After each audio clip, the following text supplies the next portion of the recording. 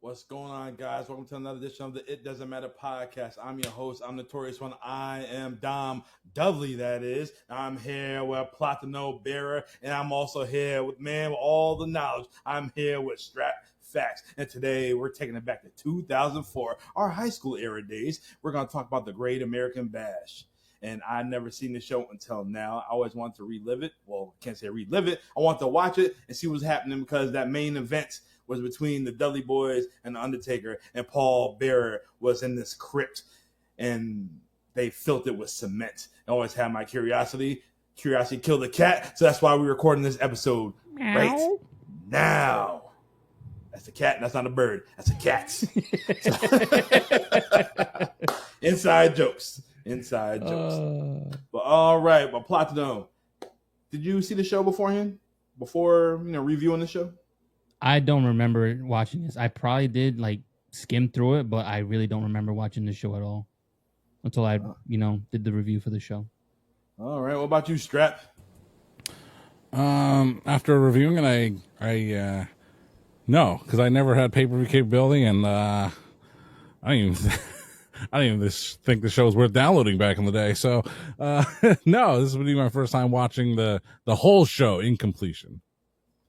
All right. Well, the show kicks off with a nice video package of JBL talking about how how he's a real American and Eddie Guerrero is not a real American, and Kurt Angle's going to be in the Fatal 4-Way, or Kurt Angle assigned the Fatal 4-Way to John Cena for the United States Championship, and Paul Heyman said the Undertaker is going to have to do the right thing to, keep Paul Bearer alive. And the video package definitely had a lot going on, and like I said, if you didn't know what was going on, watch that first minute video package. Yep, WWE at its best, man, with the video packages and the trying to get you into figure out what the storylines go all about. They're still number one. I love everything that they do when it comes to video packages. I haven't seen any company even match them just yet. So if you don't know what the hell's going on, just watch that, and then you'll get just an idea of what you're going to be getting into. That's right. So after the video package, we see the beautiful Tori Wilson, and she welcomed us to the Great Beautiful is not even the word. Bash. Jeez.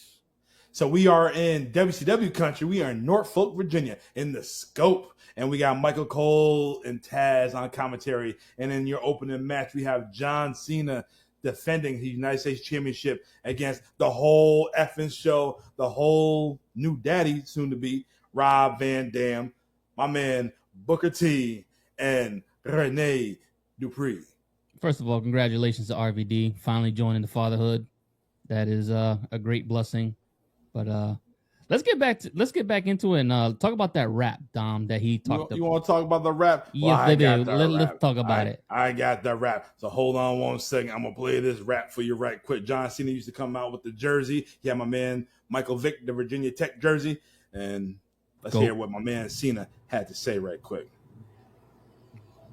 Tonight, Kurt Angle really wants me to lose. This is no joke, but I'm still here and ready to kick ass up in Norfolk. Okay, somewhat decent right there. He's trying to eliminate me. No, that's his plan. But tonight, I'm gonna beat 3 dudes just like Kurt Angle's head. The only reason Kurt even made this match a 4-way is so Lumpy and Luther can start in with some foreplay. Jesus.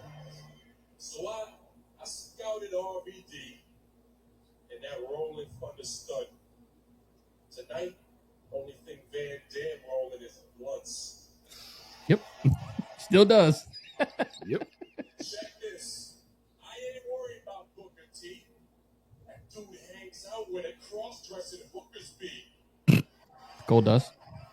He's gone way downhill since GI Bro. He's just a small-time sucker like a knee-high hoe. Is that John's cousin? With his dance. You know he's trying to beat me. He can't see me. That punk is more of a bitch than Phoebe. Fifi's the dog. We all didn't know. But the Navy's in the house. And that's why Renee is scheming. He gets really overexcited when he's surrounded by the seamen. Well, y'all know the champ is here. So we running the show. And if y'all don't know by now, we didn't want you to know. Word life. I guess Word life. John Cena with his raps back in the day. This one was okay. Yeah, better ones before, but Strat, what do you think about this right here? Did this make you want to rap? I did, believe it or not. I've had many lives, living the life I've had, and I used to before strapbacks, before all those things, I used to do something called the Strap newsletter. I would email it. I would write it, and I would email it to an email list of all these associates and friends I've had in high school and college, and it was a thing, man. It was a thing. And inside it, I would do my own take of basic thugonomics called basic straponomics. Oh, and yes, I would write battle raps with the same cadence, that is the word, folks, cadence as John Cena. As a matter of fact, even in class at UConn, Avery Point, in beautiful, safe, and bright Groton, Connecticut, it was I forget what class it was. I think it was some kind of speech class. It was a communications 100 level class, and you had to do everyone in the class had to do a speech in the style of something, like a poem or what do you call it, a persuasive speech. My persuasive speech was in the form of a battle rap, just like the Doctor of Thugonomics. And I became known for it, and I would always tease everyone in the class saying, all right, everyone ready for another rap? And they're like, yeah. I was like, oh, it's just a regular speech today. Like, oh. I had some good ones. You know what the persuasive speech rap was about? If I could find it, I will find it. I hope I find it, and we'll do it on this show. It was around this time, obviously, of the Doctor of Thugonomics, John Cena, because I wrote a persuasive rap speech on why you should vote for Democratic nominee John Kerry over that dastardly George W. Bush. And at the end of it, your peer review was like, what was John's message? What did he try to convince you of, or something like that?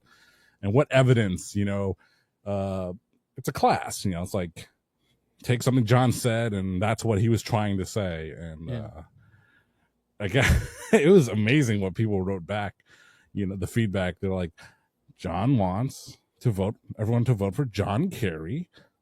And he said, I believe in John Kerry. I'm like, I wrote that. I'm like, it rhymed for sure. So yeah, I mean, I love John. I mean, it's so funny because like I say I'm not a John Cena mark, but I really was when he was the rap guy. Not so much after they started over pushing him, but at this time frame, 2003, 2004, I was a big fan. Who wasn't? It's like being a fan of LA Knight now. It's like, oh man, everyone freaking loves LA Knight last year, this year, and who knows when we'll get sick of him. But it was just like John Cena in that time frame, 2003, 2004. It just seems like LA Knight's not being pushed far enough for us to hate him. Because yeah. If he ever wins, all I know we're gonna say is, "Oh hell yeah!" If LA Knight ever wins again, I mean, what is? Anyways, dummy. But John Cena as the rap guy, like, it was fine. Like I said, I just copied his cadence and the way he said things, and it was very fun to imitate that for a time. But yeah, it was a decent one. It wasn't his best one I hear, but hey man, United States champion defending the title, and a young guy, still mobile at this point in his career. So it was fun to see him as this John Cena compared to what we see now, because what we see now, we've seen enough, according to John Lee here. Before we get in this match, can you do some strapnomics? Can you spit? I can't, because I'm a writer, damn it. John Cena did, so they put John Cena on radio interviews on like hip hop stations and stuff. And so I forget who the guy was. Aquarius. I don't know. He's a big black dude. That was his name in Fastlane. I don't know if that's his real name. Aquarius from Fastlane. Get it. He was like, let me see what you got. And so John Cena had a freestyle on this morning hip hop radio station, and the guy listened just like,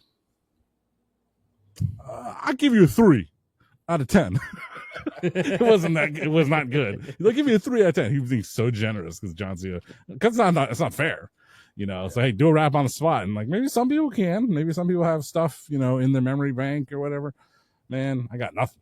I gotta write this down, make sure it makes sense. But in a future episode, we'll get some basic straponomics. Well, that's your homework for next week's episode. Bullshit. That's your homework for next week's episode. There's 4 of us now. There's only 3 of us right now. Start writing. Talk about all of us. This is your fatal 4-way. Your United States Championship is on the line right now. Dom Wilson. He thinks he's the host of the show. He can't even answer the door to give away a table on the floor. Ooh, look. There's some inside information. You open the floodgates. Anyway, it'll be better than Conan's me singing Conan's song, because that was just a bunch of bullshit. Whereas I still have it right here, and it never goes away. Smiling faces will have you catching cases, riding down the freeway on high speed chases. I can't do that. Vato. I can't. I don't have Conan's cadence. Ashes to ashes and back to dust. And before I go, full believer.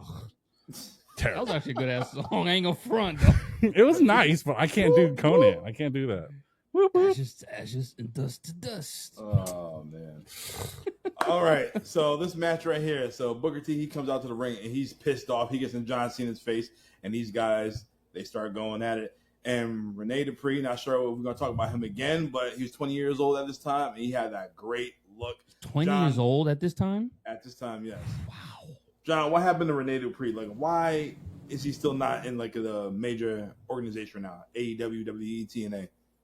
I think he's just one of the... I mean, he had a legacy. I think he was a second-generation guy, but kind of like Tiger Ali Singh. Remember that guy? He won the Kuwaiti Cup after Ahmed Johnson. He had a pedigree in the business, but just because you're a second generation guy doesn't mean you're going to make it. Cody Rhodes and guys like that. Ted DiBiase didn't make it. Curtis Axel made it. He had a decent career, but still in the Royal Rumble. What a time. So yeah, Rene Dupree. He, like I said, he was a second generation or third. I think second though. And I just don't think he impressed anyone with power backstage. He didn't have anyone defending him, and if you offend a locker room, I don't want to say leader, but if you offend one of the veterans of the locker room, Hardcore Holly, you're probably not going to last around for a long time. That is true. You can't. And walk if you're in not there like your shit don't stink, and then smells like French perfume. Yeah, and if you're not that good, elegance. No, it was. I don't know. It was Fifi LaFew. Elegance. Still got it. Yeah. So, and if you're not that over with the crowd, then you have less people rooting you on. So that's why his career fizzled out. And that makes sense. He was over with me. He was a good look. Yeah. Dom, I used to do the dance. And when SmackDown versus Raw 2000, that was part of your cause. Heck yeah, the little dance, the French tickler. I'm not saying he was not a fun character to choose. He was a fun character to choose. I would choose him, but no. The real question was, did you choose Sylvain Grenier? That's the real question. Negative. I chose him when he was Sylvain, the model. Oh shit, I forgot about that. He was the model? Yeah, that's right. No, wait. Was he the model, or was it Rob Conway the model? I mean, no, I think Sylvain was more like the Miz model, and who's the other guy we're talking about? Rob Conway was just like weird. He was wearing like freaking fishnet stockings, and he's like the motorcycle guy in the Village People. He was that kind of guy, and his theme song was like, "I'm going down, down, down, down, down." Hey yo, that's how it was. That was his theme song. Hey yo. Well, Rob Conway doing things the Conway because he is the con man. Who authorized that nonsense? I mean, I was in school. I was over in California at the time. I missed a lot of Raws and SmackDowns, so there's a lot I missed, and I don't miss the debut of the con man, Rob Conway. Although my friend Joe Mallow, if you ever happen to find this episode, we went to a house show in San Jose together. The Shark Tank, the HPAC Center, the HP Pavilion it used to be called, now the SAP Center. And we plan on getting like the cheap seats. We're going to go to the box office, so we'll get the cheapest seats possible. Man, this guy turned heel on me. He's like, the lady offered, we got like these seats, like they're like fourth row or something. Do you want them? And Joe's like, do you want them? Like, we had a discussion, Joe. I was like, fine, let's do it. And so we sat, like fourth row on the floor. Floor seats I never go for, but we just did it this time. Why not? And he was the first guy. And he was the first guy to like, let's go watch the wrestlers enter the building. I'm like, I don't do that. I'm not one of those people. Yeah, we did that. And I don't want to be around guys like that. It's like, come on. Yeah. And we're in the arena, and we had a great time. And that was like my first camera phone. Digital camera at the time, and I took a lot of pictures. This is like May of 2006. Actually, that was our second one. Whatever. But yeah, I know he loved that stupid gimmick of Rob Conway, and I played it up. I was like, "You people are cheering for the Con Man. He's wearing sunglasses. He's cool. He's the Con Man, doing things the Conway." At least I was popping Joe, but I was not popping anyone else. Anyway, gimmick sucked. All right, so let's get to this match right here. So Rene Dupree, he was dominating the match, and while this is all taking place, Booker T was just sitting outside the ring, just allowing the guys to take the punishment. And then now it's John Cena. He does the same thing while RVD and Rene Dupree go at it, and Booker T still standing there. Yep. And this was an elimination match, and it's all about survival. And we see Rob Van Dam hit the 5-star frog splash across the ring on Booker T. But Cena comes out of nowhere, and he rolls RVD up, and then RVD is eliminated. I got to say, for Eliminator, though, I'm not used to WWE putting up elimination matches. This is more like a ECW thread that they took off, and then they just never did it, to be honest. I kind of wish they did do it, because it would make the matches a little bit more exciting. That way you get that one definitive winner instead of the fatal 4-way, just one pin, and all right, you can just run off, and now you have like kind of 2 or 3 storylines within one. But when you actually eliminate all the guys and you have that one definitive winner, it kind of makes you feel like, all right, he earned it. I feel like every single time Rob Van Dam's in the elimination match, he hits a big 5-star frog splash. Someone and somebody takes advantage and just rolls him up, and he loses. Yeah. The same thing happened to him in the elimination chamber. Yep. I forgot who he hit it on. Was it 07? I don't know the year, but I just know he got eliminated after he hit that 5-star. I mean, I never really liked that spot, and it's like, because I imagine someone told him, like, well, you're hitting this very devastating, high-risk frog splash. You got to sell it like it hurts you just as much as it hurts the guy. I'm like, no. And in this match in particular, it was a fine example of that, where it's like, okay, he's overselling because he's waiting for John Cena to come in and finish a spot to roll him up. It's just like, damn, RVD, just overselling until the spot happens, So John Cena did a move in this match, and it caught me off guard. He should bring it back. He did this a move called the throwback, which basically was like a standing blockbuster. Did you see that? I remember seeing that. It's a natural selection. No, well, the guy was standing at the time, so. All right, it's a standing natural selection. Basically, yeah. But yeah. I mean, it's one of those things where, like, in the video game, like, because obviously in the video game they want to put as many individualized moves as they possibly can, and yeah, they would come up with names, whether they were the real names of moves or not. I remember in WWF Attitude, so this Brandon Johnson was like, this move is called laying the SmackDown. I'm like, that's not what it's called. It's like, that's what it's called in the the Prima video guide. I'm like, I don't care what it's called. It doesn't have a name. Fucker. I used to buy them damn books. I used to steal them. But yeah. So, John Cena with this move, the throwback, and him, that move, that suplex he does before the 5-knuckle shuffle, the protoplex. No, it's never been called that. Never. But it's been called that by fans. So that's what it is. It's the protoplex. That used to be his finisher. So yeah, the throwback, that could have been a nice secondary finisher, but F that. All right, well, Booker T, he eliminates Rene Dupree. And after this, Booker T and John Cena, they're going at it. Booker goes for the scissor kick. He misses because John counters it and hit him with the AA, the attitude adjustment, for the win. John Cena retains. He is still your United States champion. Platino, what do you think about this fatal 4-way elimination match? I loved it. It wasn't what I thought it was going to be. I thought it was like a fatal 4-way, and then as soon as John Cena came up with the pin, I was like, what the hell was Booker thinking, just letting him to get the pin? But no, they said it was eliminated. I was like, okay, it makes sense now.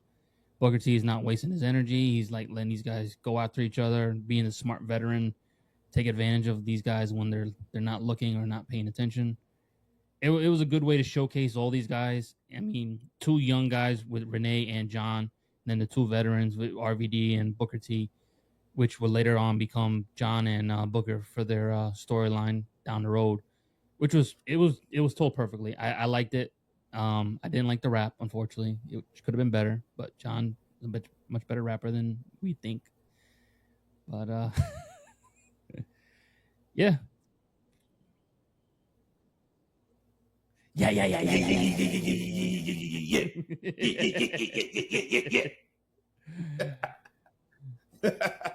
that I mean? Yeah, overall, I like this match. To me, it does matter. Strap, does the match matter?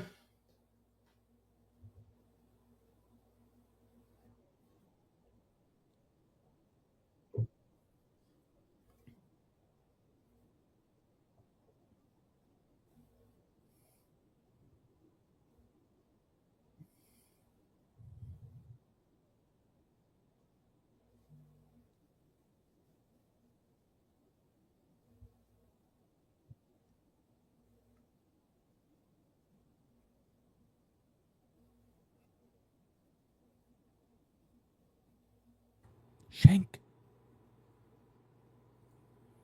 When do you get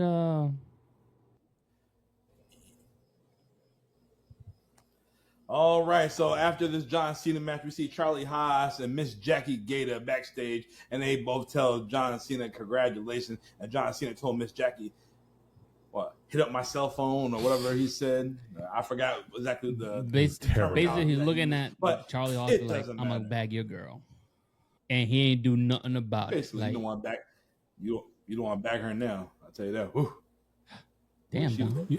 Anyways, Kurt Angle, he rolled up in that wheelchair and he told Charlie Haas, I am disappointed in you because you are my protege. You fell to the bottom of the card. And now I have a new protege, and his name is Luther Reigns in relation to Roman.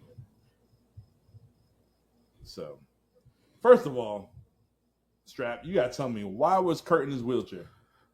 Well, 04 is like a blurred time for me. So you got to tell me. High school times.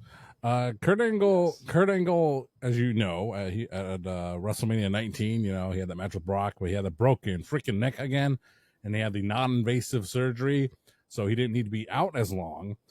He did return that June. Still too early. Any kind of neck surgery, if it's invasive or not, it's still too soon. But he came back, and they had a nice little video package to the song "The Clocks" from Coldplay. It was awesome. And he kept wrestling throughout the rest of the year, but the homeboy was still hurt, and he wanted to make it through WrestleMania because that was a big. I mean that according to WWE.com, that is the main event of WrestleMania 20. Kurt Angle and Eddie Guerrero. Damn. So after, that's why SmackDown had a rough patch. They were great in 02, 03, but they had a rough patch after Brock Lesnar left. So, Kurt Angle, he lost the WrestleMania match, and then to give him an on-air role without wrestling, they made, he was made the new general manager of SmackDown. And then he had an angle with Big Show. Big Show still, yes, I remember this one. I still think he still had his hair, but Big Show kind of somehow, I don't know, he pushed him off like the top ledge. He killed Kurt Angle, and somehow he just, I might be mixing it up. I don't think so, but he hurt. Did he shoot him with a tranquilizer? That was later when Kurt Angle started resuming wrestling. Yeah. They did that, but I think Big Show pushed him off a ledge. He broke his leg. And he's the general manager with a broken leg. Didn't Show throw somebody down the stairs, or was that Brock? I think Brock threw Zach Gowen down the stairs. Oh, Zack Ryder. God. Oh, I thought it was Zack Ryder. Zach Ryder just had a hell of a time in 2012. Also. Yeah, I remember that. Oh, Jesus. Wow. But I do like the SmackDown. SmackDown, it was definitely interesting at the time. It was better Raw. 2004 SmackDown was better than Raw. That's what Vince hated. I'll tell you that. When his A show was time. not as good as his B show. God damn, God, you're letting these guys beat you. They don't even have all the superstars. God. Triple H, get the title again. Get Evolution going. Yes, all right. Triple H don't work Tuesday nights, but all right, here we go. So after this, we see Charlie Haas with Miss Jackie taking on Luther Reigns and Kurt Angle in his corner. We will probably never talk about Luther Reigns. So Strap, tell us about Luther Reigns. Luther Reigns is great. What are you talking about? Luther Reigns, believe it or not, he was known as Horseshoe in WCW. I mean, you got to remember Horseshoe, don't you? I don't even know horsepower down at the former Red Dragon Buffet in beautiful, safe, and dark Montville, Connecticut. Yes, you say that. But yeah, he was Horseshoe in WCW. As you can still tell, he still has the same haircut. It's a horseshoe on his hair. But yeah, I mean, he hasn't had a great career, but that he was a memorable character from WCW Saturday Night and things like the Pro and all things like that. What? Memorable? I remember him. You don't. I remember Horseshoe. God damn it, Horseshoe. Hard work, Bobby Walker. That's disorderly conduct.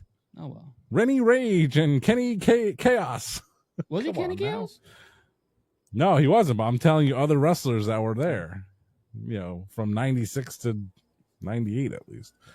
Anyway, so he was there. He is a former WCW guy, whether anyone realized it or not, and he probably wasn't developmental for a time. They brought him up as this guy Luther Reigns, and he was getting a small push here as the new Team Angle, and his last match in the Federation would be at No Way Out the next year, and he cut great promos. He really did, and he had a money making promo with the Undertaker, and then he just quit. He just quit right before WrestleMania, and that's the end of Luther Reigns. That's it. Like, he had promise. He really did. And he just quit. And years later, he would join that multi-person lawsuit, that people do against WWE about concussions, steroids, or what have you. They didn't win. He touched my pecker. Not that one. Wrong one. Okay. But no, Luther Reigns. He doesn't disappear completely in my history, but he was around. He was there. He was pushed. Then he quit. The end. What was your favorite match with Luther Reigns? That one with the Undertaker. It's funny. No Way Out. The question is, did you play with him in SmackDown vs. Raw 2004? That's the question. Probably not. I mean, we have fun talking about the old video games. Being Rene Dupree. I do remember playing as Rene Dupree, but I don't know if he was. But if he was, I didn't play as Luther Reigns. I don't think he was like a regular character. He might have been a DLC or a call. Who's on download that There's shit? no DLC. Well, they're like a call or something like that. You have to unlock them probably. I don't remember, man. I mean, he's very unremarkable. I'm with you, Dom. Besides the horseshoe on his head. I'm with you, Dom. This time in high school, it was just a blur. I was like, who is this? Here's how you make Luther Reigns. The caw. Caw, okay? You got the body, the physique of Stone Cold Steve Austin. You get him the head of John Cena, and you give him a goatee. That's Luther Reigns, baby. Jeez. SmackDown versus Raw, 2006. Yeah, that makes sense. 2006. Really? That's what Oh, because it'd be I like would- a year Hold on, before. let me see. It's like Madden. Dude, Hold on, see if I can. So it'd be like what's Madden? Madden 26? y'all hear that motorcycle? Yeah. DOA. It's like having the most elongated fart. Just won't get out of my system, man. Well, they're having a little bit of run. Oh shit! Look it. Yeah. Stone Cold body. John Cena head. Goatee. Pause on the John Cena head. Oh, SVR 06. Okay. oof. Sure. All right, well, we ain't never gonna talk about Luther Reigns again unless we watch that Luther Reigns and John Cena match on Wrestling That Made Us with John Lee. That's the only way it's gonna happen. Oh my god, what a But- waste of time. All right, so this match, Charlie Haas versus Luther Reigns. Luther Reigns dominated the whole damn match. Luther Reigns, he gets the win. Abel, you didn't miss nothing. I'm glad you skipped it. So there we go. So after this, we see JBL backstage, John Bradshaw Layfield. He's kind of promo saying that Eddie cannot win this match. And he goes on to the details how, you got to disqualify the last match. You retain the title, but basically not this time. It is not going to happen. So after this, we get Chavo Guerrero taking on Rey Mysterio for the Cruiserweight Championship. Chavo Guerrero, he won a Battle Royal to become the number one contender to go against Rey. And it's funny, I can't think about what SmackDown show it was, but we did see Rey and Chavo go at it with Chavo Classic. And it was a sign in the crowd that said, bring back Chavo Classic. So Chavo Classic was like, guard. like I said, I wasn't really watching too much, but he made me want to sit there and watch. He was a hell of a hand, and one of those guys that was like, yo, his character is just, it's like your dad, where you're like, come on, can you stop showing off? This is my show, but he's too damn funny because you just still want to listen to him. He ain't do nothing. He got beat up every damn show. He's funny. Chavo Classic was I gotta funny, say, man. calling him Chavo Classic instead of Chavo Senior is one of the greatest things ever. I stole that. it's, I hope you guys know. it's so good. I stole that. I mean, how many juniors and seniors do you know in real life? Like, I can't say, but just if you refer, you refer to my dad as Lee Classic, that would, I'd pop. No, in the house they call me Abel Añejo. It's it's the name of the drink in DR from Brugal. It means aged well, basically. It's older. Añejo. Abel Añejo. So basically, I'm classic. Añejo. Ciel Doble A. Miero. Abel Guzman. No fear. Añejo. Reminds me of the Panamanian rum I'm looking for. Which one? I'll find you. I find it. have it somewhere. I was gonna say Don Julio. No. I looked for it at the Grand Spirit store yesterday, Dom. I did not see it. We have some good I stuff rarely at the house. see it. Some Mama Juana. 420. Not that one. The RVD. Oh, okay. No, RVD. it's better than Blue Chew, I'll tell you that. Don't need no Blue Chew after that. All you need is No, a pillow. don't even need that. Well, she'll need it. She'll need one for... Never mind. Well, get canceled. There you go. All right, so back to Chavo Guerrero Jr. and Rey Mysterio. You cannot go wrong with Rey and Chavo. You got two great workers. This was a fast-paced match.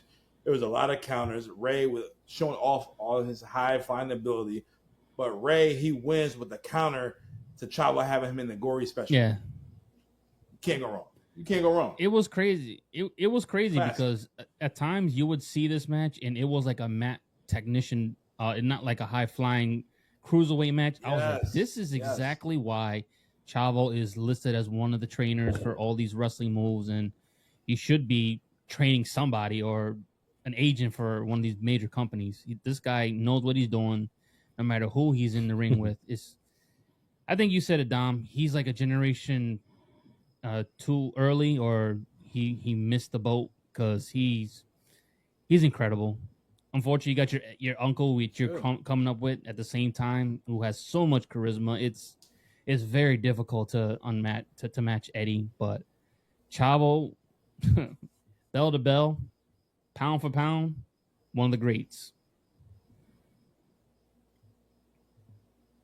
Yeah, you can actually say that's pretty crazy. I might say it's pretty crazy to say, but yes, Chavo, he is good. He'll make you look good. And him and Ray, they got that dynamic. Only thing I didn't agree with him was him being Karen White. that was them making fun of Kerwin's selfies from WWE's backstage. That's just, Vince got to have some ha-ha in there.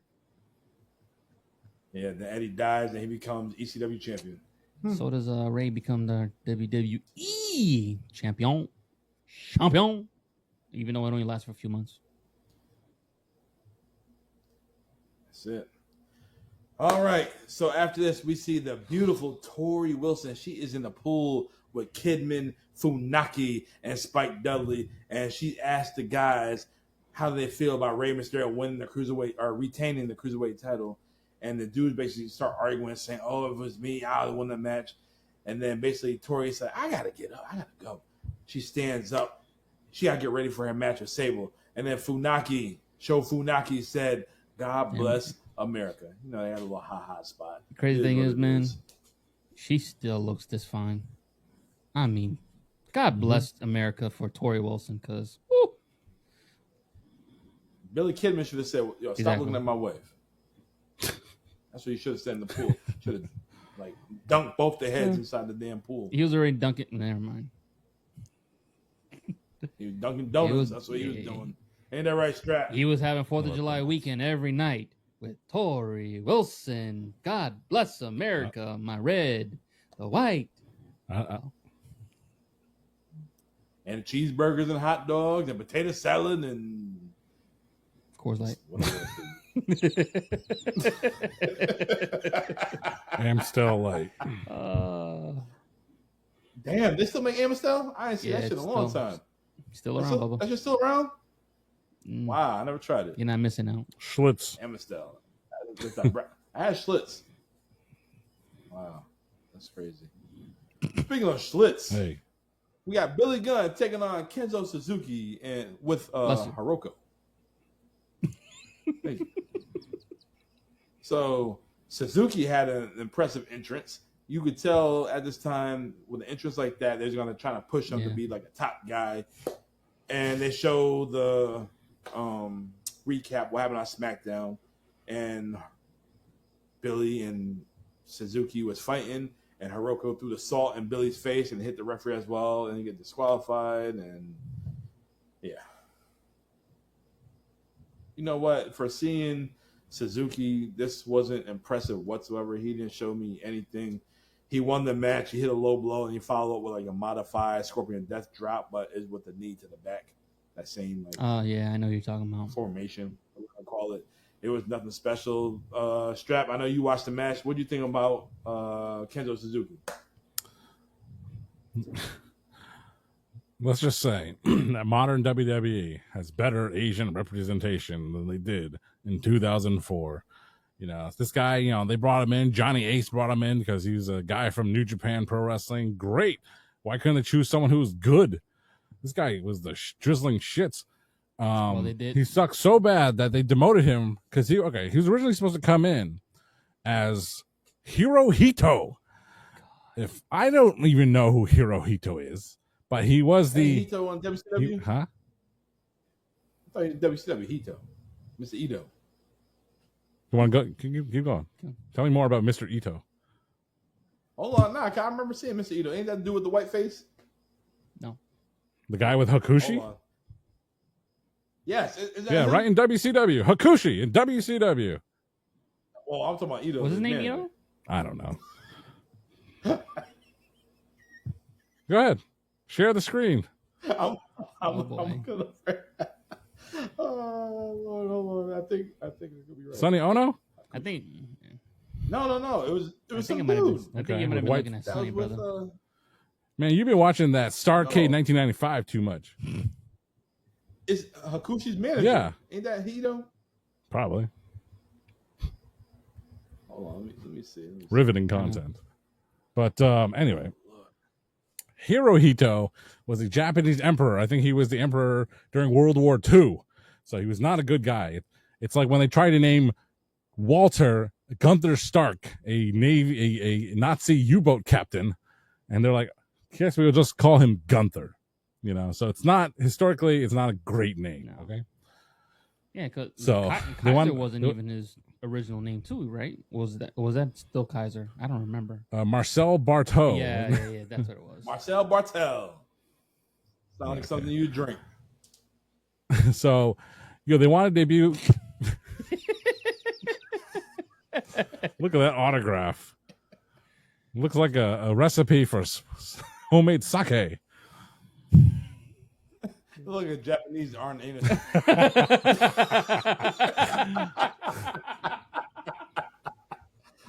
Shinja Anderson. Yeah, Dom, you're gonna have to clip this and get a picture of him in Arn. There you go. Mark Clip. Dude look like a Chinese Arn Anderson. Oh, we about to get flagged. Take me out of this. Okay, no. No, we need you. So Yeah, we they can wanted- cover our asses.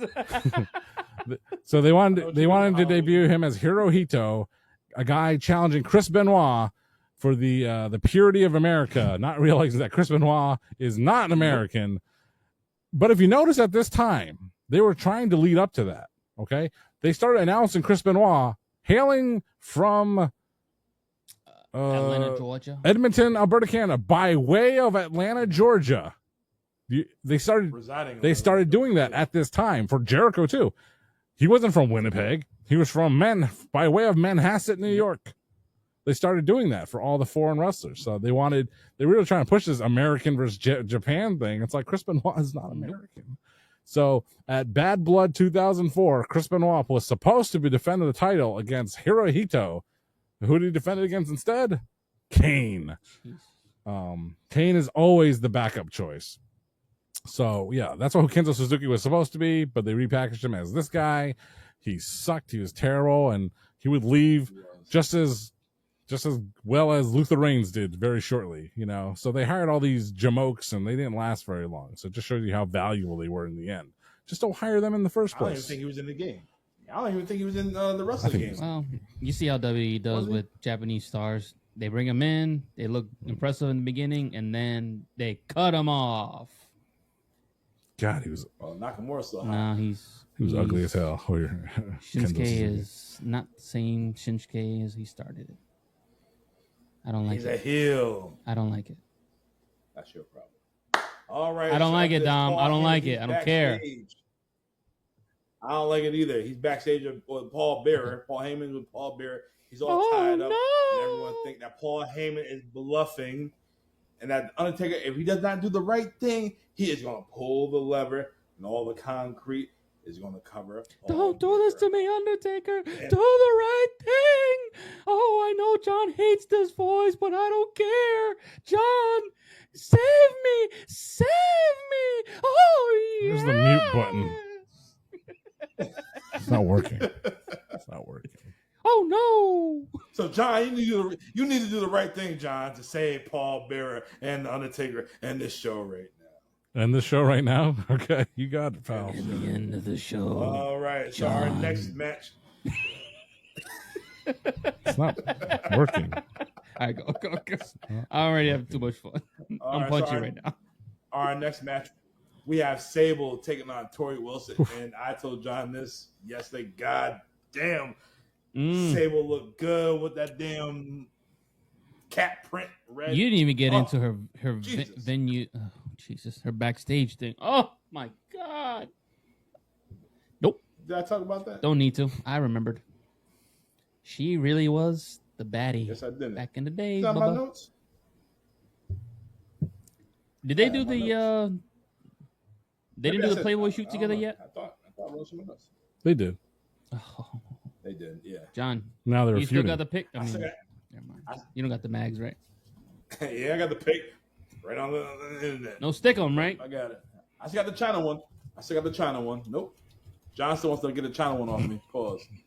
I don't need yours. I have one and two. No, my shit is Really? still in the seal.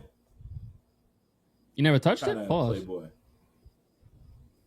Well, I seen it Never, online. like you never broke the seal. I didn't break the seal. That You know how plastic's still expensive on that there. shit is, bro. No, Yeah, I it's mean 30 like, bucks. no, it's yeah, unsealed. You might want to look that up. You might make some money off that, Bubba. I broke the seal. Is it enough Probably. to pay my rent? Oh, okay, I'll sell it. At least half. John? You want it for your collection? No. Oh, okay. Yeah, What it's collection? weird. Like when you don't don't unwrap stuff, it's worth more money. I collect toys, I collect. and that ain't no toy.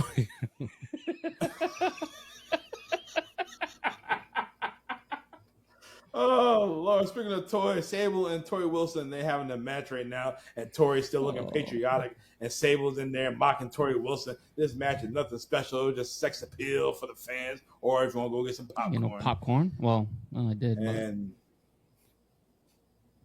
yeah, but Sable, she got knocked out by a headbutt by Tori Wilson, and she played possum. Then she won with a roll up. This is the second time we've seen a roll up tonight. nice.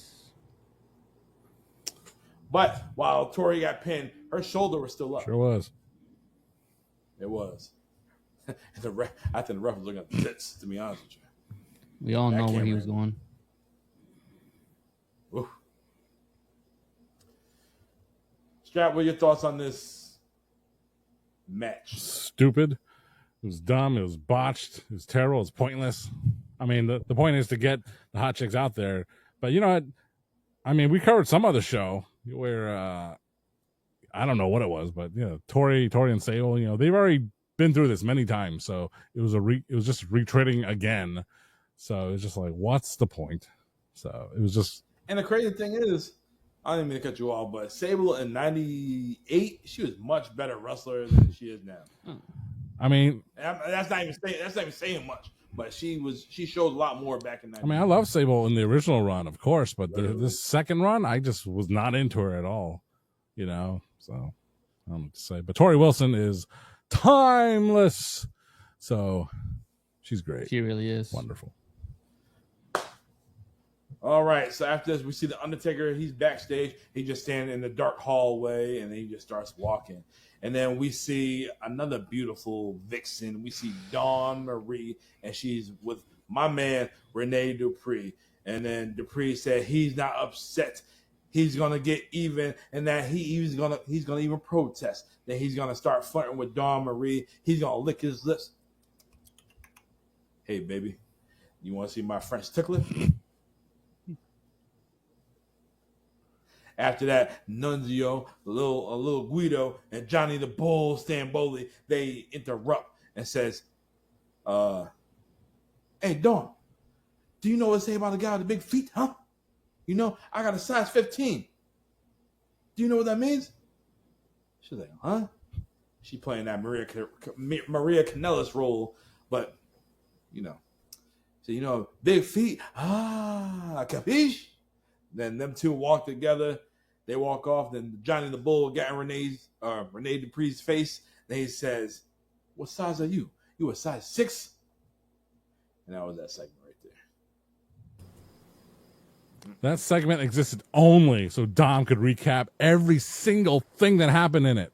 It's the only reason it existed. I didn't care. If you missed the show, because Dom knew this, he knew this. He knows people gonna scrub through the show. He knew that, so he's gonna take every bit and piece that he can, so he can use it on the show, which is great. Great job, Dom. But good God, if there's things I don't want to relive, it's segments like these. Me neither. Garbage. But that's what you need to do. You don't want to relive. You don't want to relive that segment. You want to relive this next match. Dawn. Our next match is Mordecai versus Hardcore. I look like freaking Nunzio right now. Forget about it. Nah, he uses bleach. Cruel and unusual. Thanks for the t-shirt. Yeah, so we got Mordecai and Hardcore Holly Oh next. man. Yeah. So they pushing the hell out of Mordecai, and they show a video package of him taking out Barb Holly on SmackDown, however long ago it was. So basically, what Mordecai trying to take out the big dog, just like in jail, you got to take out the big dog to make a name for yourself. No, that would be Nunzio. The big hog. The big Believe hog. that. Yeah, size 15. Yes. But this match did not matter. Holly goes for the Alabama Slam, and I never seen nobody reverse the Alabama Slam before. All Mordecai did was just slap them in the ribs, reversed it, hit him with a razor's edge, and the match was over. That was it. Pop. Nobody ever did that shit before. I never seen that shit before. Why? Oh yeah, that was another good example. That was good. All right. The year before on Monday Night Raw, it was RVD and Kane, the Raw Tag Team Champions, facing off against a surprise team. Eric Bischoff, the Road Warriors, Hawk and Animal, live on Monday Night Raw. That's right, LOD versus RVD and Kane. And it was a pretty short match. Oh, Animal gets that one. RVD up for the Doomsday Device. Hawk goes for that devastating clothesline. And little did we know that for all these years, all you had to do to avoid the Doomsday Device was duck. I knew that. So, same thing here. Here comes the Alabama Slammer. I'm just going to tickle his ribs. Oh, he's out of it. Basically, that's what happened, yo. That's exactly what happened. Oh, my Lord. Bob Holly, #1 contender for the WWE title earlier that year. Now, just jobbing to Mordecai. Jesus. What a waste. Mordecai didn't even have an action figure. He wasn't around long enough for that. He wasn't even long enough to get in the video game. Take that. Ain't missing out. But Kevin Thorne was, though. Well, he had Shelly Pancake Nips Martinez. Oof, she was bad. Shelly Martinez. Well, when your nipples are that big, you're going to be bad. See mine. What's her name in TNA? Ariel? Hey, get the syrup. All right. What? Who said syrup? Yeah, get the syrup for those pancakes. Oh, nah. Go cinnamon. You good.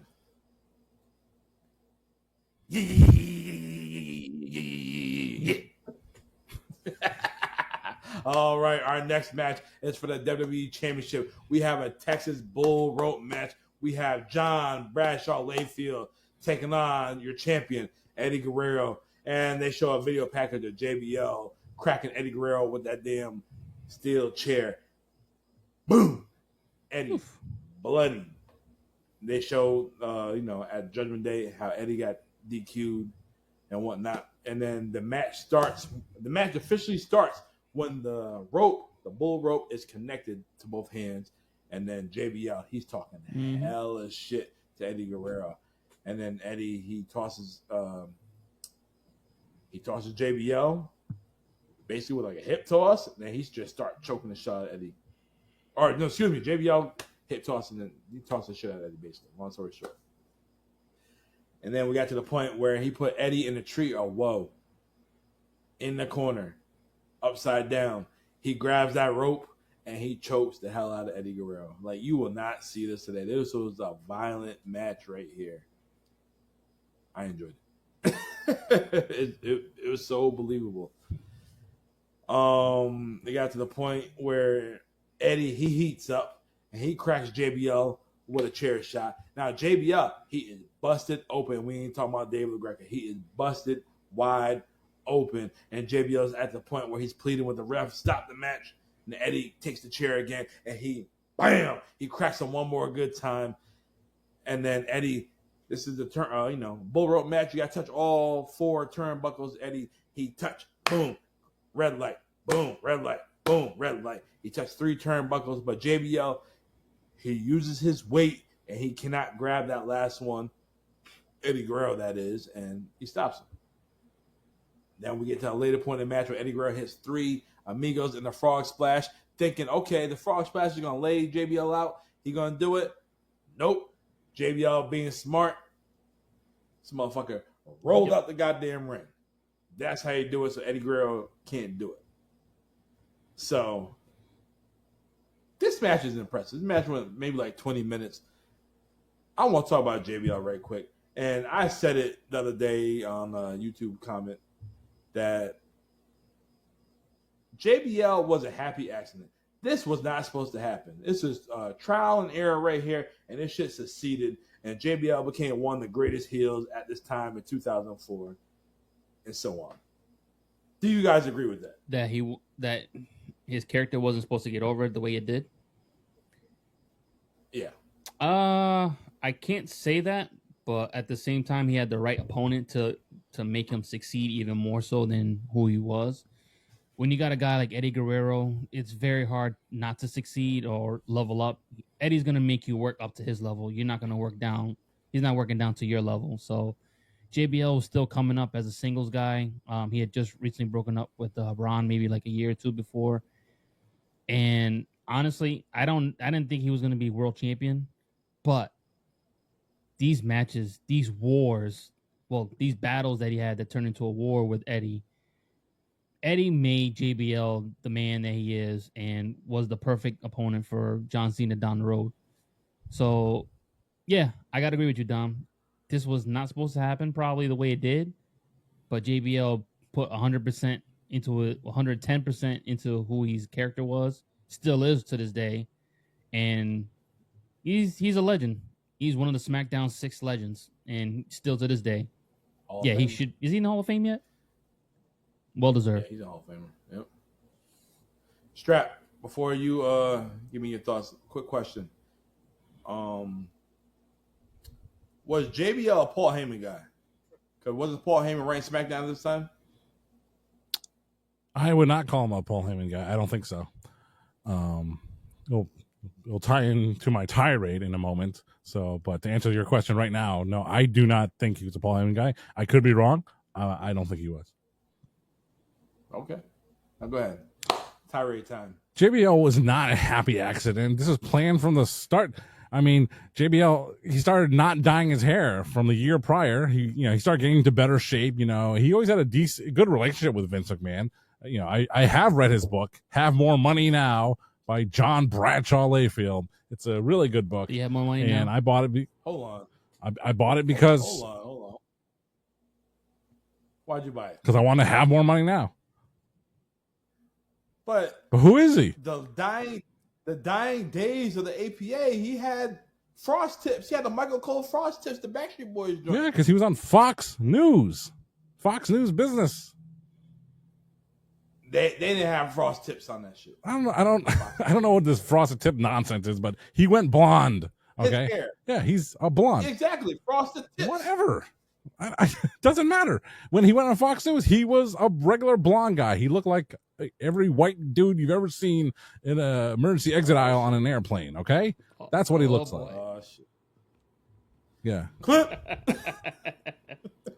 Frosted tip. I can't speak for that. Okay, I don't know exactly what you're talking about, but he went from dyeing his hair black to presumably going all natural, which is his dirty blonde, red hair, whatever you want to call it. I don't know. Hey. Leave it alone. Excuse me, do you have dirty blonde or brunette? What hair color do you have, sir? My beard is red. Your beard is red. Naturally bred. That's fantastic. When they drew Mulan, her hair was black, but they outlined it with brown. Nice. More fun facts here on the It Doesn't Matter podcast. Jesus fucking Christ. Wow. What Jesus got to do with it? Nothing, because he ain't saving the world right now. Pew missile. Damn. Dumb. What do you want to talk about, God damn it? Stop interrupting me. What are we talking about? We're talking about JBL and the color of his fucking hair, okay? It's fucking blonde. The end. JBL, the cowboy dude, has blonde fucking hair. I don't care if it's frosted. I don't care if it's unsweetened. I don't care if it's zero fucking sugar. It's blonde fucking hair. God damn it. IDM pad. JBL was a Vince McMahon creation because Vince McMahon was tired of all these idiots, these vanilla midgets like Kurt Angle, Chris Benoit, Chris Jericho being all technical wrestling with their with their arm bars and their hip tosses. He's like, I don't need that bullshit. I don't know how to do that. I like a big honking man, like a big honky, like big honking Justin Hawk Bradshaw, okay? And he said, I'm going to take this guy. I'm going to challenge him because this guy, yes, fine. Frost tips. That ain't great. Frost tips. You know more about hair than I do, my friend. It looks, Your hair was like it looks blonde to me. Looks blonde to me too, Bubba. Great frosted tips, frosted mini wheats, whole wheat, extra when grain. you say frosted tips, I'm thinking of Justin Timberlake and NSYNC those days. Sure, I can think of Justin Timberlake with frosted tips. Yes. Anyway, Continue. sorry, I was interrupted by frosted fucking tips. Anyway, Well, at least you ain't got hair like vanilla midgets like Chris Benoit and Chris Jericho. Vince McMahon was going to take a honking white guy, a big honky like JBL. He's like, I can turn this guy into a main eventer. And it all started with JBL. He was caught eating Snickers bars behind the scenes. Vince McMahon just looks at him, says, you know, you might want to start getting in shape there, pal. That's what JBL did. You look at JBL in that photo, you want to bring him back up? Please don't. But in that photo, he started getting in shape. When the APA reunited and it was blonde Bradshaw and old ass Ron Simmons, he was actually in tremendous shape. What did you just say? Don't talk about Ron. Don't talk about Ron Simmons like that. All right, go ahead. Time for your tirade. Go ahead. I'll wait. Don't talk about Ron. He Don't talk about said Ron like old? that. The first African American world heavyweight champion. Damn. His hair is receding more than mine. And Plano's. Well, Well, Plano's red hair. Excuse me. can't help it. Dominican red hair. hey, you can't. It happens, man. You know, that's how you have the Jerry curl. What color hair you got, Dom? You got red in there too? Nah, it's Huh? downstairs. Morgan Freeman? Why they name you Red? Maybe because I'm Irish.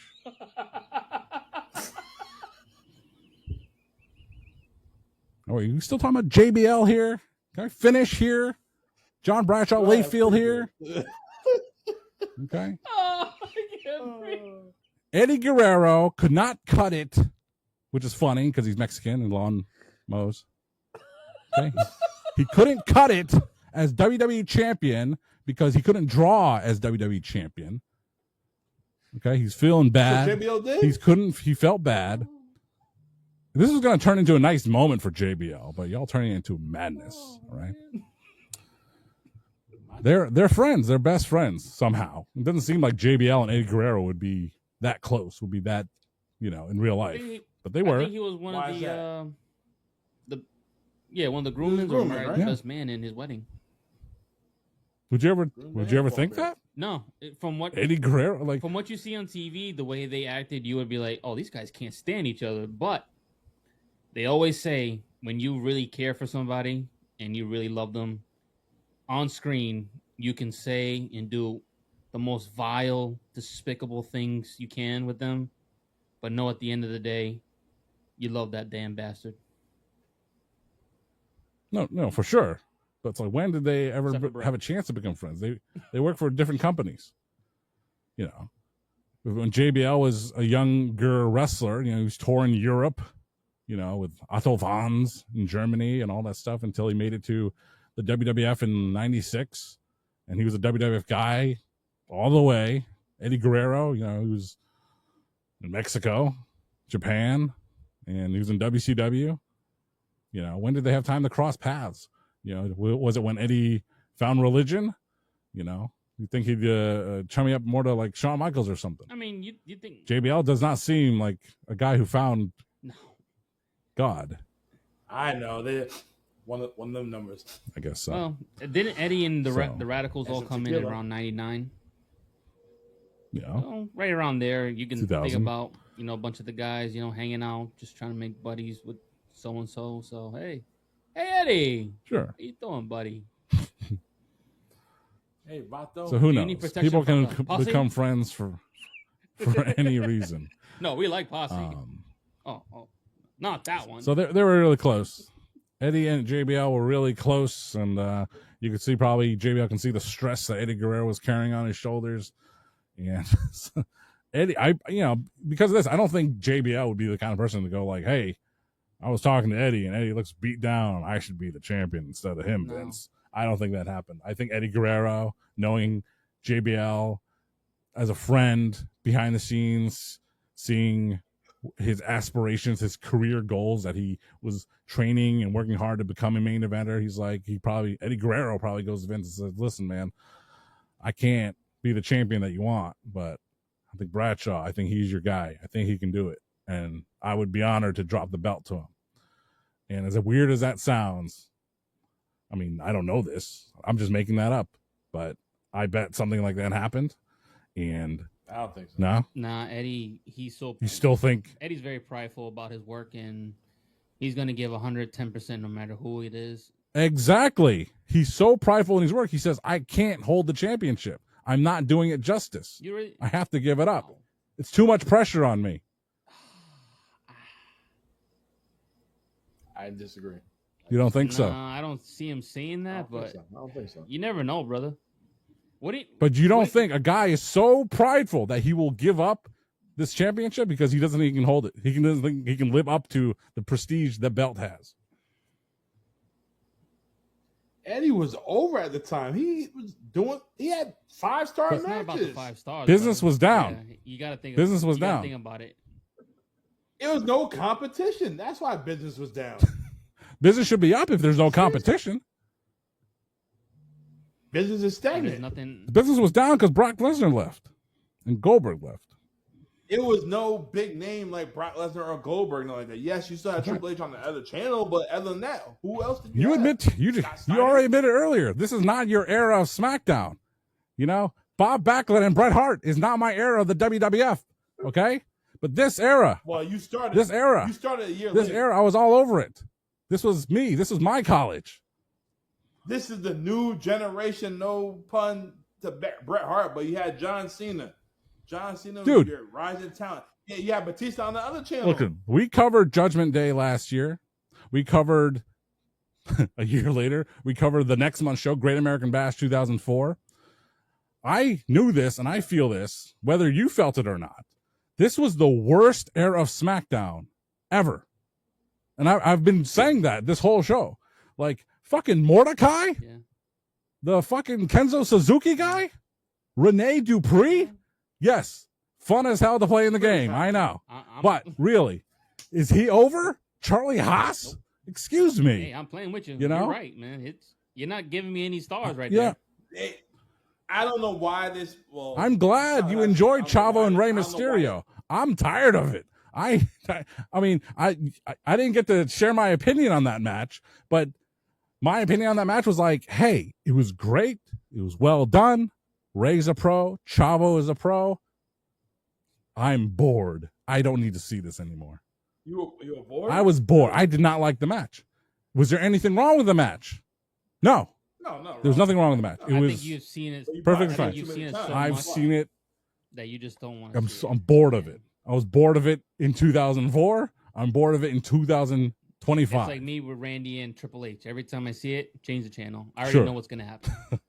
You're going to just drag it even if they're along. at Super Showdown. You're going to drag it along. It's going to be good, but still, it's like... All right, so what are your thoughts, Strap, on this match right here? This man you said he got his pride that, okay, maybe I can't hold the title. This was a good physical fight right here. Mm-hmm. Did you enjoy this match right here? I didn't like this match. I mean, it's sad to me to see Eddie Guerrero lose it in a gimmick match. I mean, even the previous title defense, was a disqualification. So in the Cow Palace. I mean, there's quite a list brewing of short title reigns, and whether they mean a lot or they don't. I mean, let's go down a few of them. This would probably be one of the Bob Backlund would be the first one, right? Sergeant Slaughter would be another one, just short title reigns, but I don't remember those well. But you could talk about Eddie Guerrero. Who do you defend the title against successfully? Okay, well, he beat Brock Lesnar. Mhm. Tremendous. Great. Kurt. He beat Kurt Angle at WrestleMania 20. That was a great, Cool. That was a great match. Even the finish was a little funky, but it played into it. I That was a love that good-ass finish. finish. I gotta It disagree was with for you on his that, gimmick. John. That Yeah. you It don't was see a good. finish like that Come on, John. ever. Not even this modern day. I don't see anyone doing that. No, it was a great finish. If you've never seen it, Eddie Guerrero, he takes the boot off. Kurt Angle's going for the ankle lock and stunned Kurt Angle's like, what the hell? And he races after him. Eddie Guerrero captures him in a small package. He also has his feet in the ropes, which is illegal. However, that plays right into Mr. Eddie Guerrero. But as a WWE title match, what if that was the last match of the night? It's like, come on, that's cheap, man. It does play into the Eddie thing, and like I said, it was a unique finish, but I like clean finishes, man, and that really wasn't, even though it played into it. So I don't have a super problem with that. It was fine. But Eddie, who else did he wrestle for as WWE champion? Well, he wrestled Triple H on Raw the next night, the draft, Monday Night Raw. Yeah. That ended in a schmoz. Believe it or not, Eddie, as WWE champion, lost to Devon Dudley on SmackDown. Jesus. It did not result in a title match for Devon Dudley. Damn, Devon. He defended against Booker T. All right.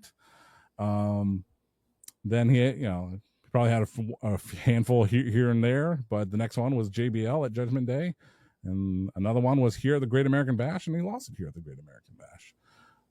Not the way I would like to see him. He won the match at Great American Bash, and Kurt Angle came out and basically just said, JBL touched before you touched that last turnbuckle, and he, reversed the role. I'm sorry, Eddie. I'm sorry, but I had to do this. It's true. Look at the replay, and Eddie looked disappointed. All right. Dusty finish. I hate these, man. Classic Great American Bash. A dusty finish. I hate when they do that for certain matches, but they won't do it for every match. It's like, if you're gonna do it for like these title matches or these big name matches, do it for every single match where it's huge, where someone interferes, like, no. Hey, I saw so and so doing this. It's like, really? Screw over the babyface? That's when you want to come out? I mean, if the match was designed to anger you as a fan, because he's the great babyface, hey, it worked. But didn't like it, which is very disrespectful to Eddie Guerrero as a champion. But I totally agree with you. Put heat on. To me, when that stuff happens, it's like put heat on the promotion. It doesn't put heat on JBL or Kurt Angle. It puts heat on the promotion. But forecasting a little bit, where does this lead to? It leads to Kurt Angle and Eddie Guerrero furthering their feud. They would end up with a featured match at SummerSlam, Eddie versus Kurt, when Kurt was able to be cleared. And JBL moved on to have a long reign, but terrible title matches throughout his title reign, because they would all end in a heelish disqualification kind of manner.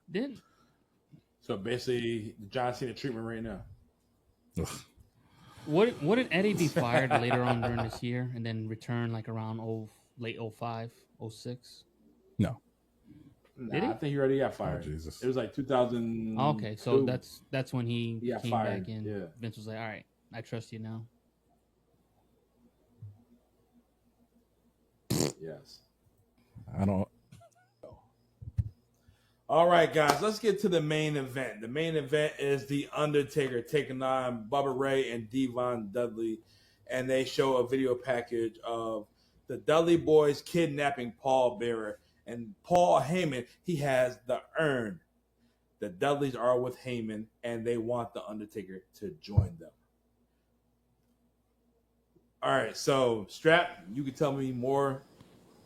Why did they want The Undertaker to join them? Why do they want Undertaker to join their crew? Why not? What was their crew name, by the Man, way? What was the crew name? This is just awful shit. Did we skip over that part? I was like, yeah, SmackDown 2004 was gosh darn awful. It was terrible. Everything was bad. It was awful. It was terrible. Why do you pretend to like it? It's not good. JBL's WWE champion sucked monkey fuck. Okay, it was terrible.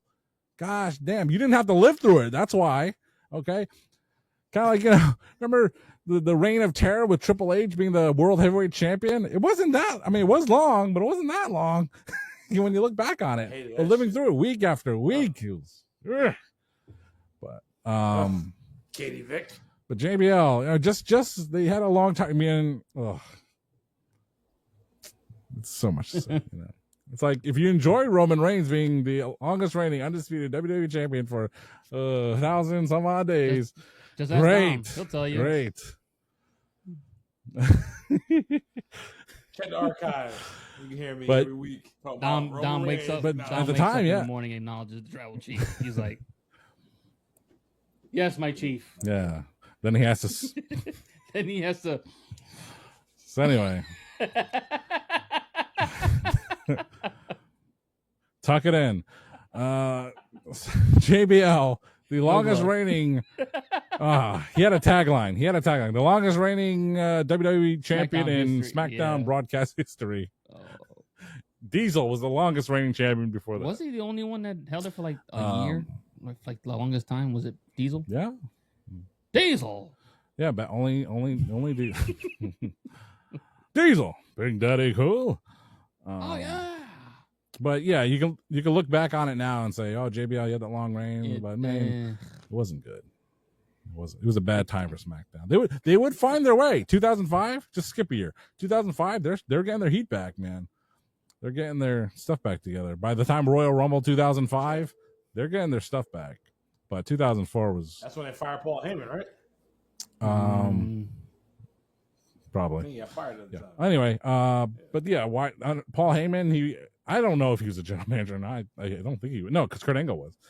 Paul Heyman was there. He lost. He wasn't even managing. I don't know. I don't know. But Paul Heyman was here with the Dudleys, and the Dudleys were. You could just look at them. They're tired, and they would leave, and they would not get renewed, and they would sadly go to TNA for many We'd years. have Kind one of of the greatest singles superstars of all time show up in TNA. Uncle Bully Ray. Well, that's another. Who's going to vote for that topic Sunday? Bully Ray. Oh boy. I mean, it was a time for sure. It will be the one. I kind of want to talk about Ace and Nate's thing, but that's down the road. But like, who wouldn't want the Undertaker to control the Undertaker? So the way to control the Undertaker was to control the urn, and who had the urn? Paul Bearer. So that's why they had to kidnap the guy. But in real life, Paul Bearer was just. I mean, weight loss is a forever topic for some folks, and you'll never get away from it. So it never got away from Paul Bearer. So he just wasn't fit to be on the road anymore. So they had to write him off television. So, but this. I mean, I don't have much to say. I don't have much good to say about this whole angle. I didn't like this angle. Just looking at it, I was like, what? What do you think, Dom? What do you think about this angle? So, like I said earlier, curiosity killed the cat, and I was very curious about this damn match right here. So we got the Dudley Boys taking on the Undertaker, and the Dudley Boys were your SmackDown Tag Team Champions. And Paul Heyman, he came out there looking skinny with the skullet. Well, with the ponytail skullet, and he was going to control the lever, and he looked really aroused to pull that lever down. He looked turned on, and he kept saying that, Undertaker, you better do the right thing, because you already know what's going to happen. Every single time Undertaker act up, concrete will come out, and then the bell rings. These guys, they going into it, and Bubba Ray, talking that shit like he always does.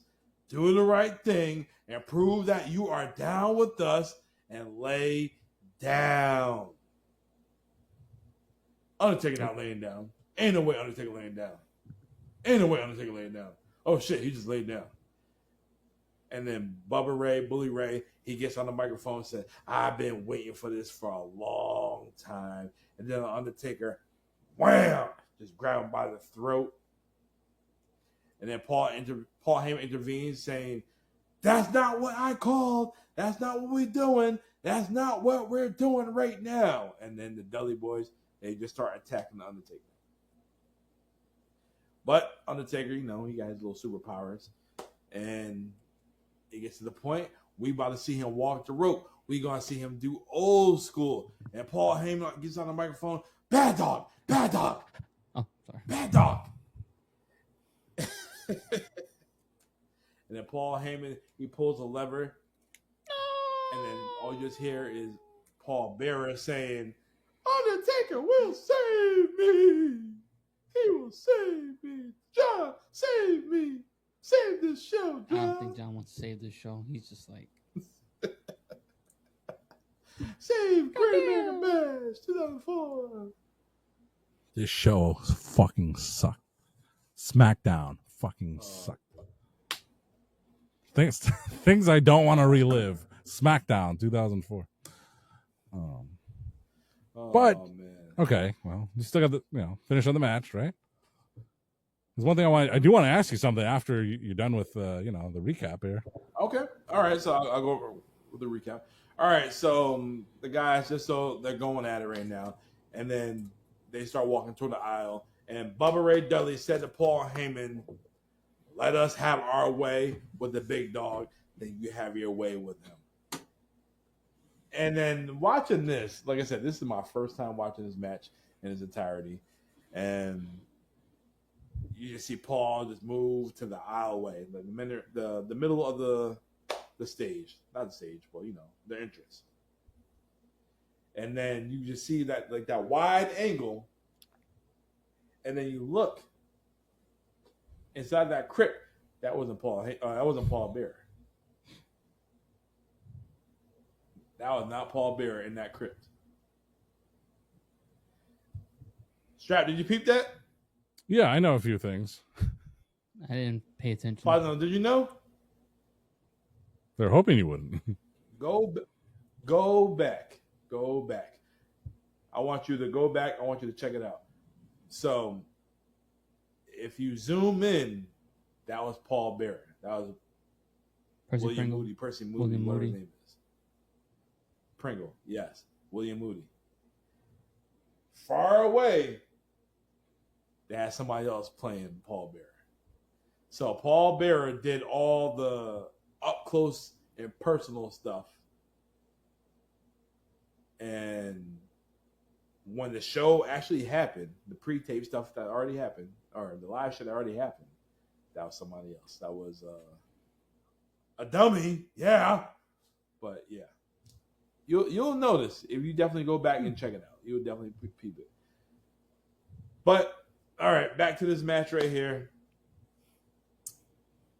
Undertaker, he gets the win. He tombstones Devon Dudley. But Paul Heyman said, "You didn't do the right thing. I guess I have to do it by myself." Now all you see is some big ass lightning bolt strike the crypt. Boom. And the Undertaker start walking over there. Paul Heyman's on the ground. And Paul Bearer says, "You saved me. You saved me. If anybody can save me, it's the Undertaker." And the Undertaker, he does the pose. And Taker, he looks around. This is probably one of the coldest things ever. He looks around. Then he says, "I have no other choice but Paul, rest in peace." And then you see the crypt filled with concrete. Undertaker, he looks around, and that's how the show ends right there. Crazy. What a show. What a main event. I'll tell you that. What a main event. Well, You saved me. I saved you long enough to get rid of you myself.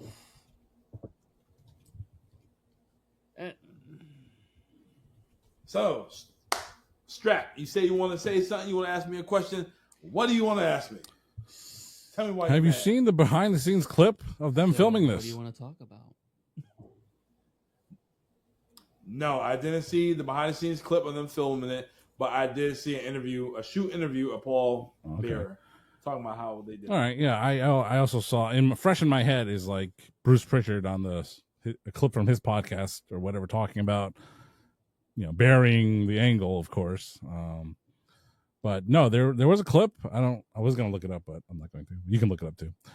There's like a satellite feed of them rehearsing this angle. So Undertaker, he's just in regular clothes, and he's holding a microphone, and it's just so based on like the real angle happening on the pay-per-view. Undertaker is going through his lines because it's a show after all. He's like, Paul, I have to bury you. I'm just laughing because he's just doing whatever. He doesn't know what to say. He's like, rest in peace. And he's just Mark Callis, and Paul Bear they're doing the pre-tape. Paul Bear in the crypt because yes, you're right. It's all pre-taped with Paul Bear, the real one. Save me, Undertaker! Save me! Save me, Undertaker! Save me! And yeah, in real life, they had someone who looked like him. But that's all. That's all it was. Like that's the most infamous thing. It was like someone got a satellite feed of them rehearsing and practicing the angle, and Undertaker's going, "That's what they said." Yep. I'm so sorry. It's just funny. But hey. So my question is, the following SmackDown after this show, what happened with Undertaker? I think, that's the thing. I think they just dropped it. They just ignored it. It's like this big angle, and that's how you end a pay-per-view. And it's just like, it wasn't followed up on. That's it. The Dudley Boys, granted, another month and a half happened between now and the next thing that I knew that they did, which was that they were, they always bullied Spike Dudley, but then all of a sudden Spike Dudley turns heel and he's he became the boss. Right? Yeah. And then, the boss. Spike Dudley was the boss. He became Cruiserweight champion. He was a heel. He was doing pretty well. And they released him. They're pushing him for a while. And then they released him out of nowhere. And yeah, the Dudley Boys were also heels, and they just followed the boss until they took a break, and they came back for ECW One Night Stand, the first one, the good one, and their contracts weren't renewed after that, and they were all gone by that point. But yeah, this show, man. All right, so the question, Strat, did the show matter to you?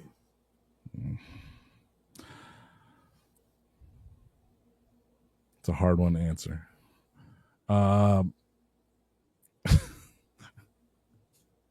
No, this show does not matter to me. I hate this show. Those are two different questions, but I hate this show. I hate the booking. I hate the brand. I hate the year. I hate everything about it.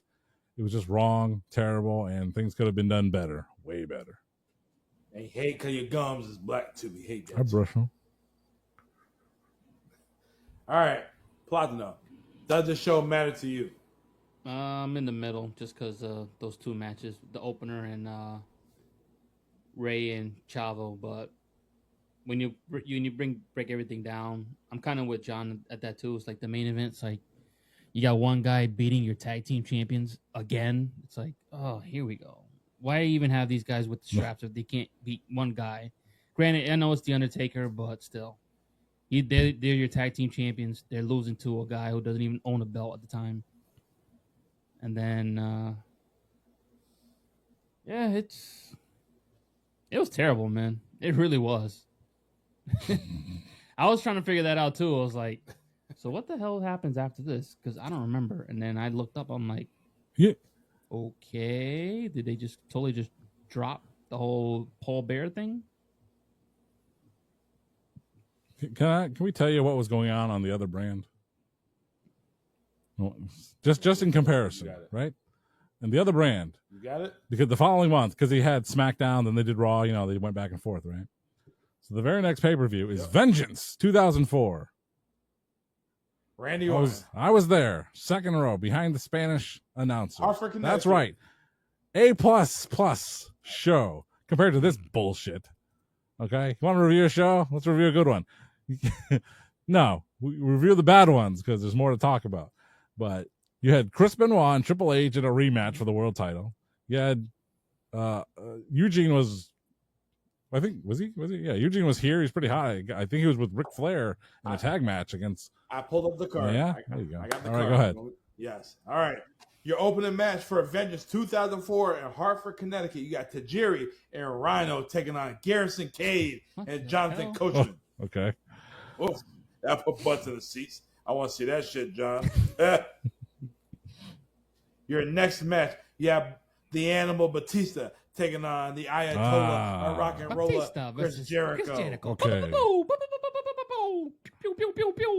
Okay, USA. Yes. Your next match is for the WWE World Tag Team Championship. You have La Resistance, Sylvain Grenier, and Rob Conway taking on Ric Flair and Eugene. Yes. Very entertaining. I wouldn't want to see that shit. I got an up close look at Ric Flair's thighs. They were hairy. Woo! No Flair. And your next match is in a no disqualification match. You have Matt Hardy taking on Kane. Oh, yeah. Jesus. For your Intercontinental title, you have Edge taking on Randy Orton. Pause right there. That match, I mean, 26 minutes. I started going to shows. My first show was in 96, a house show. My next show was in 2000. The very first time I started being able to go to shows was 2002 at Mohegan Sun, the very first one, June 2002. And so me going to live events and things of that nature, very young in my life. You know, I've been to so many. Obviously, I'm 40 now. So been to a lot more shows since then. But at the time, Randy Orton versus Edge for the Intercontinental title, the best match I've ever seen with my own eyes in person. Great match. Wrestling that made us. Thank you, John. Yeah, hey. What's the date on this? Hold on. This is early July 2004. All right, John. See you in a few weeks. You bleach my shirt. Stay tuned for Bob Backlund and Bret Hart. All right, so your singles match for the number one contendership for the women's title, you got Victoria taking on Molly Holly. Mm-hmm. And in your main event for your World Heavyweight Championship, you have Chris Benoit taking on Triple H. Oh, yeah, man. Unreal. All right, so this Raw card is more stacked than that damn SmackDown card. So, all right. And I knew the cover with Randy Orton standing there like this. I got that chair. It's in my basement, man. Let me get that chair. Let me hit you with it. Hit me with it. It doesn't matter. All right, so this show that I want to relive had maybe like 3 matches that the matches I wanted to happening. Had 3 matches that I wanted to check out of the 4 that we discussed last week, and it's okay. Will I go back and watch it again? Nah, because I already seen what happened. It is what it is, but it's getting late. So next week we are kicking off the first episode in the month of July. And since WWE is going to Atlanta, and since WWE is going to have an all-women show called Evolution, I feel like it is only right that we bring back Evolution. We're going to take it back to 2018. All right. So I'm going to tell you the card right quick, and we're going to review the whole effing show. We got to show the ladies some love. All right. In our opening match is a tag team match. We have Trish Stratus and Lita taking on Mickie James and Alicia Fox. We have a 20-woman battle royale match for the women's championship. I don't recall that. But yeah. Thoughts? Any thoughts, John? Bye, Abel. No. No. Yes. All right. Well, our next match is for the final match of the 2018 Mae Young Classic Tournament. We have Toni Storm taking on Io Shirai. Oh, wow. We got the face of AEW taking on the face of Monday Night Raw. Can't wait to relive that one. Champs. Oh, yeah. Yes, Io Shirai and Tony Storm. In our next match, we have a 6-woman tag team match. We have Sasha Banks, Bayley, and Natalya taking on the Riot Squad, Ruby Riot, Liv Morgan, and Sarah Logan. And there's only one left, and she's hurt right now. I like it. How you doing? Well, our Riot Squad. For your NXT Women's Championship match, we have Shayna Baszler taking on Kairi Sane. I'll check that out. You checking out the whole damn show, because that's what we're doing next week. The whole effing show. You ain't skipping shit. Shayna Baszler. You know, Shayna was hot back then. Not pretty, but she was wrestling hot. And what? To say on my chest, I got bigger chest than Shayna Baszler. How you doing? Anyways, our next match is for the SmackDown Women's Championship. Is a last woman standing match. We have Becky Lynch taking on Charlotte Flair. Woo! And our main event is for the Raw Women's title. We have Ronda Rousey, your champion, John's girl, Ronda Rousey, taking on Nikki Bella. That's our show for next week. Taking back 2018 WWE Evolution. I can't wait. BDC should be on next week for the show as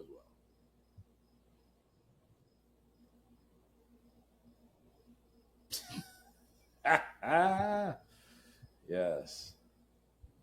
All right, guys. Any final thoughts before we close out? No, I know you're tired. Strap. Been sitting here for 2 hours and 20 minutes. You got any advertisements for us? No. For the week? I'm out of drink. No more drinking this drink. You can't be. You can't. I gotta recycle that. Y'all need me tomorrow. You can't. All right. Well, this is the Great American Bash 2004.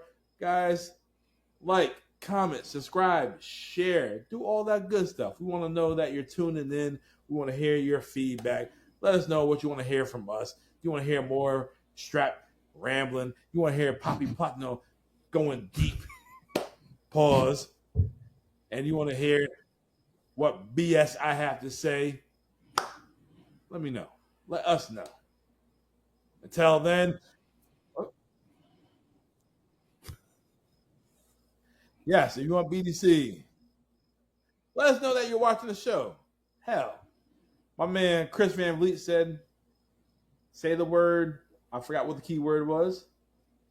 Say the word pineapple. Let us know you're watching the show. Comment.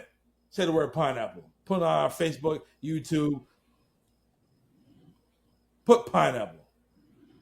Matter of fact, I take that back. Put the word shark bite. Shark week. There you go. Put shark. That's it. Hashtag shark. Let us know you're watching the show.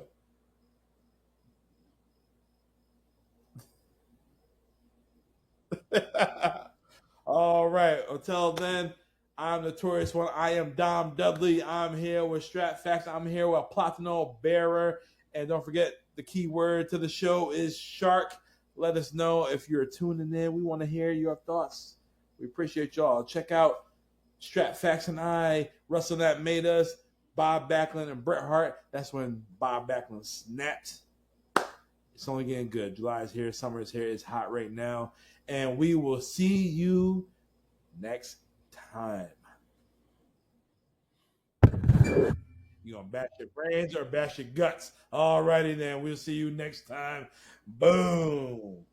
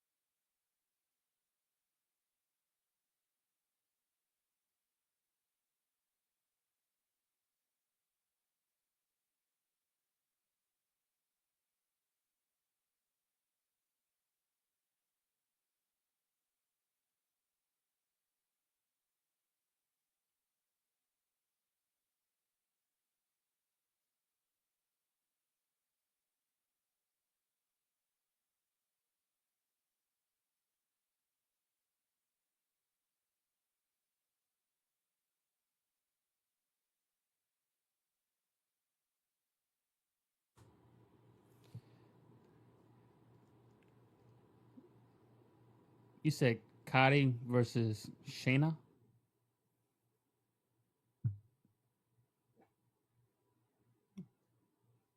Say it with your chest, Dom. You hear him? Yep.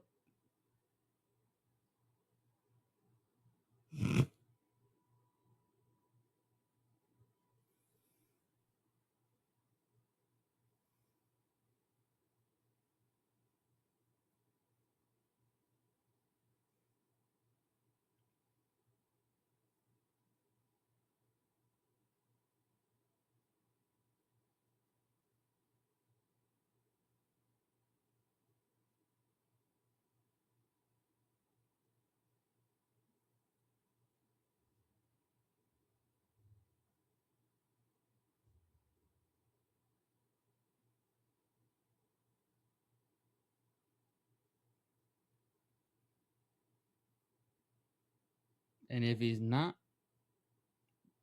no problem.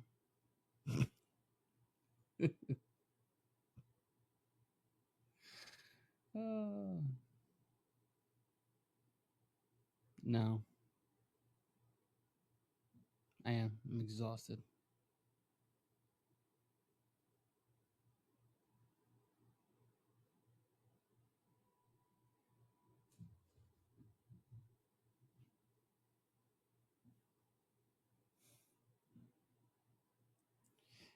Yeah, I'm out of drink. I'm sweaty.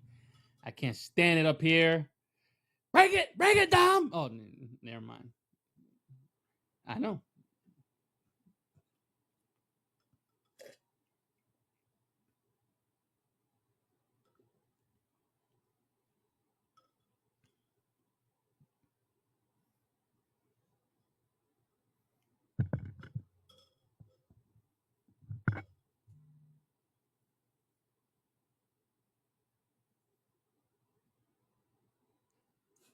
I do go deep.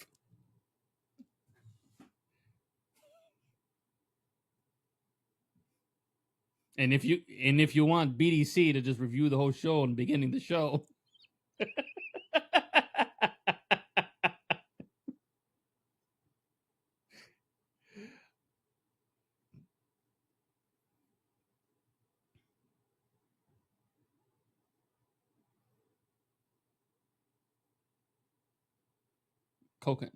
Coconut, brother. Pineapple means another thing. Because Plátano. Oh.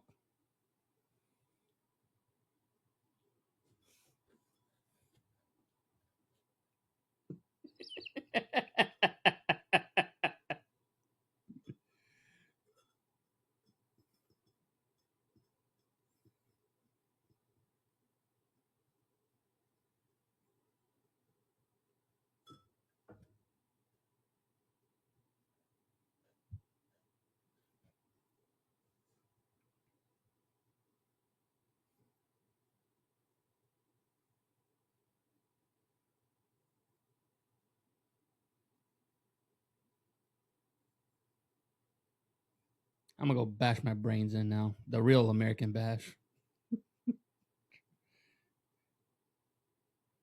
I'll be bashing some guts. The hell are you talking about?